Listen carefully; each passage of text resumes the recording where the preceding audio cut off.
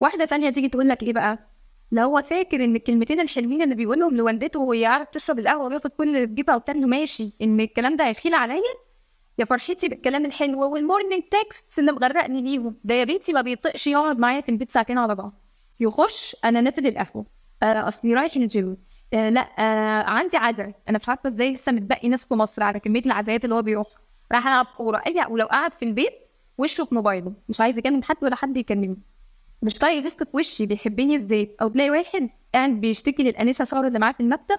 الحب ده كان زمان، انما دلوقتي خلاص انا ما حدش مهتم بيا، هي على طول مشغوله بالعيال والطبيخ والمواعين، باللي عايز يرضع واللي عايز يشوفك. طب وما فيش حاجه الارض يعني؟ الراجل اللي انيكي ده اللي بيجيب لكم البامبرز ما حدش يجيب له حاجه؟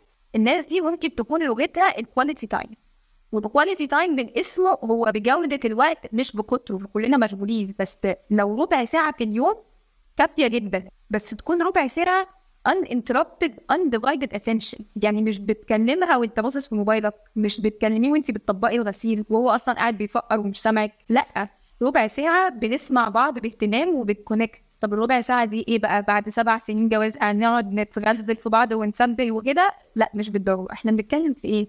يعني سيبك انت عاملة ايه وازيك انت، ده احلى مقيت في الغابة، اقسم بالله مش محتاج اكتر من كده. نسمع بعض، نقعد كده عملتي ايه في يومك، عملتي ايه، بتقعد بقى تحكي لك عن ان التكليف على السين والاوردر الاونلاين اللي طلبته جت من شمال، يقعد يحكي لك عن الماتش بتاع برشلونه اللي خلص 8-2 وميسي هيمشي وهيروح الدوري الانجليزي، وانت اصلا فاكره ان ميسي بيلعب مع محمد صلاح في ليفربول من زمان، بس مش مهم، تهزي راسك كده زي اي عضو محترم وكأنك فاهمه عادي جدا. الحاجه الثانيه بالنسبه لللاف لانجوج بتاعتهم هي الكواليتي تايم ان ديتنج. والحقيقه ان بتوع الكابلز ثيرابي بيقولوا ان الديتنج ده حاجه مهمه لكل الناس، سواء كانت الكواليتي تايم هي اللاف لانجوج بتاعتهم او لا، وحتى لو كانوا متجوزين بقالهم 20 سنه. في الاول بيكون الموضوع اوكورد، واحنا ناس متجوزين ونخرج مع بعض، نروح نتعشى بره ونروح سينما ونروح ما اعرفش يعني، وعاده الناس ترجع متخانقه في اول ديت وتاني ديت وتالت ديت، يعني بيقعدوا حبه على ما الدنيا تسلك، بس بعد شويه فعلا الدنيا بتتظبط وبيبتدوا يحبوا الموضوع، وفعلا بتريفايف الرومانس في العلاقه بتاعتهم.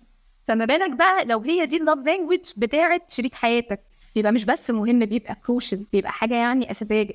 الديتنج ده بقى كل قد ايه اسم الله؟ هو بيقول لك مره كل اسبوع. لو ما عندناش اطفال انا شايفه ده منطقي جدا ويا دوب، انما لو عندنا اطفال بحس فيها شويه تفاؤل، يعني مره كل شهر. طيب مثلا مش دكتوره، بس تاني مش اقل من مره في الشهر علشان يبقى مظبوط. كواليتي تايم ده هنلاقيه في تراثنا عادي جدا، يعني احسن الخلق كان يبقوا مسافرين ويقول لصحابه يمدوا قدام شويه ويعيش الحاله بتاعت الديتنج مع زوجته وسابقيني وسابقك، وكان مشغول وعنده غزوات وعنده فتوحات وعنده دين جديد بينشره ودوله بيديرها، يعني بيفضي نفسه.